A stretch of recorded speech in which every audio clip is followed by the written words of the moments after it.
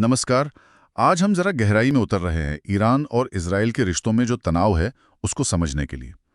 ये दशकों से पर्दे के पीछे ही चल रहा था ज़्यादातर, लेकिन हाल में कुछ ऐसी घटनाएं हुई कि ये सब खुलकर सामने आ गया है।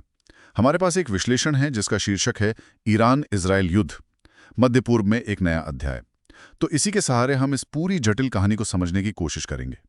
हम देखेंगे कि ये रिश्ता इतने सालों में कैसे बदला, कैसे ये प्रॉक्सी समूहों वाला जैसे लेबनान में हिजबुल्लाह है या गाजा में हमास, और गुप्त ऑपरेशंस वाला जो छाया युद्ध था वो अब सीधे सीधे टकराव तक पहुंच गया है। और सबसे जरूरी बात कि भाई आगे क्या हो सकता है। बिल्कुल। और यहाँ ये समझना बहुत जरूरी है कि इस बदलाव के मायने क्या हैं। देखिए, जब दशकों पुराने जो अलिखित नियम होते हैं ना, जब वो टूटते हैं तो अनिश्चितता बहुत बढ़ जाती है। और इसके जो नतीजे हैं वो सिर्फ इन दो देशों तक ही सीमित नहीं रहेंगे।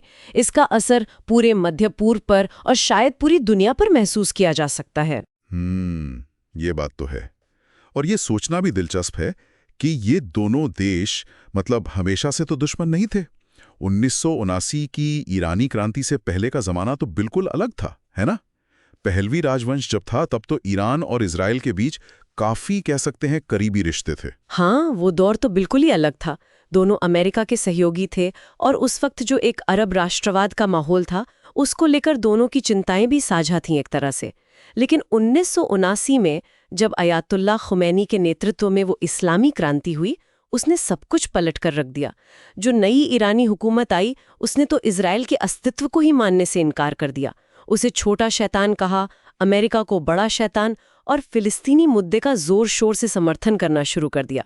बस वहीं से दुश्मनी का ये जो लंबा दौर है इसकी शुरुआत हो गई। और फिर शुरू हुआ वो दशकों लंबा खेल जिसे हम छाया युद्ध कहते हैं। ईरान ने इजराइल के खिलाफ लड़ने वाले गुटों को समर्थन दिया, पैसा दिया, हथियार दिए। तो दूसरी तरफ इजराइल ने भी, जैसे सीरिया जैसे देशों में, ईरानी सैन्य ठिकानों को या हथियारों की खेप को निशाना बनाया, गुप्त ऑपरेशन किए। हाँ, और इस पूरे छाया युद्ध का एक बहुत ही, आप कह सकती हैं, अहम पहलू रहा है ईरान का परमाणु कार्यक्रम। इजराइल इसे अपने अस्तित्व के लिए सीधा खतरा मानता है और इजराइल पर ये आरोप भी लगते रहे हैं कि उसने ईरानी वैज्ञानिकों की हत्याएं करवाईं। और ईरान के जो परमाणु ठिकाने हैं उन पर स्टक्सनेट जैसे, वो एक बहुत ही उन्नत कंप्यूटर वायरस था, वैसे साइबर हमले भी किए। दोनों देशों की खुफिया एजेंसियां यानी इजराइल की मोसाद और ईरान की रेवोल्यूशनरी गार्ड्स वो लगातार एक दूसरे के खिलाफ सक्रिय रही हैं। लेकिन फिर अप्रैल 2024 में कुछ ऐसा हुआ जिसने इस छाया युद्ध का, कह सकते हैं, पर्दा हटा दिया। दमिश्क में जो ईरानी वाणिज्य दूतावास था उस पर एक हमला हुआ और उसमें ईरान के इस्लामिक रिवोल्यूशनरी गार्ड कॉर्प्स यानी IRGC के एक बड़े सीनियर कमांडर समेत कई लोग मारे गए। शक की सुई सीधे इजराइल पर गई। बिल्कुल। और ईरान का जो जवाब था वो अभूतपूर्व था। ऐसा पहले कभी नहीं हुआ था।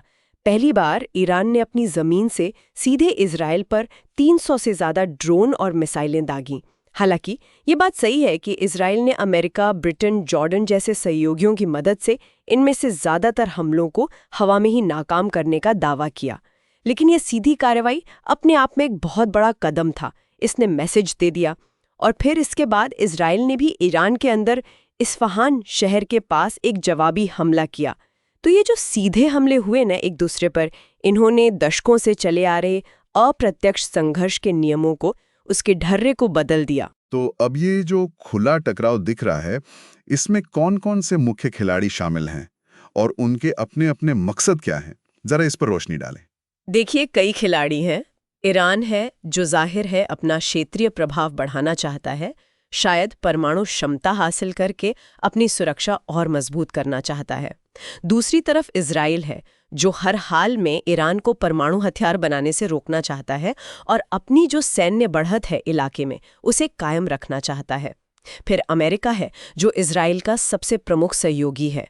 वो ईरान पर लगातार प्रतिबंध लगाता है, दबाव बनाए रखता है। और एक दिलचस्प बात यह भी है कि सऊदी अरब और UAE जैसे जो बड़े सुन्नी अरब देश हैं वो भी ईरान के बढ़ते प्रभाव से चिंतित हैं। और इसी चिंता के चलते वो अब इजराइल के साथ अपने रिश्ते सुधार रहे हैं, जो पहले सोचा भी नहीं जा सकता था। अच्छा। हाँ, और इस पूरे टकराव का असर वैश्विक स्तर पर भी पड़ सकता है। खासकर हॉर्मूज जलडमरू मध्य जो है, जहां से दुनिया का बहुत सारा तेल गुजरता है, अगर वहां कोई बाधा आती है, कोई लड़ाई छिड़ती है, तो तेल का व्यापार बाधित हो सकता है और फिर तेल की कीमतें आसमान छू सकती हैं। तो मतलब जो दशकों का छुपा हुआ खेल था वो अब एक तरह से खुले मैदान में आ गया है। हाँ, तो सवाल यह है कि ये स्थिति हमें कहाँ ले जा सकती है? आगे क्या? देखिए, भविष्य के बारे में अभी कुछ भी पक्के तौर पर कहना तो बहुत मुश्किल है। सबसे ज्यादा चिंताजनक संभावना तो एक पूर्ण युद्ध की है, जिसके नतीजे यकीनन विनाशकारी होंगे पूरे क्षेत्र के लिए। यह भी हो सकता है कि अंतर्राष्ट्रीय दबाव पड़े या शायद दोनों देश खुद ही समझें कि सीधा टकराव ठीक नहीं और वो फिर से उसी छाया युद्ध वाले दौर में लौट जाएं। कूटनीति से, बातचीत से शायद कुछ वक्त के लिए तनाव कम हो जाए, एक अस्थायी शांति आ जाए, लेकिन स्थायी शांति तो अभी बहुत दूर की कौड़ी लगती है। हाँ, एक बड़ा बदलाव तब आ सकता है अगर ईरान वाकई में परमाणु हथियार हासिल कर लेता है। अगर ऐसा हुआ तो इस क्षेत्र का मतलब पूरे मध्य पूर्व का शक्ति संतुलन ही पूरी तरह बदल जाएगा और वो शायद एक ज्यादा खतरनाक दौर की शुरुआत हो सकती है। तो यहाँ हम एक सवाल के साथ श्रोताओं को छोड़ सकते हैं सोचने के लिए कि ये जो लड़ाई है ये सिर्फ ईरान और इजराइल के बीच की नहीं है। ये असल में पूरे मध्य पूर्व के भविष्य से जुड़ी है, वैश्विक तेल सप्लाई से जुड़ी है, दुनिया में शक्ति संतुलन से जुड़ी है। तो सवाल ये है कि क्या ये क्षेत्र किसी तरह स्थिरता की ओर बढ़ पाएगा या फिर एक छोटी सी चिंगारी भी इसे एक बहुत बड़े टकराव की आग में झोंक सकती है। इस पर सोचने की जरूरत है।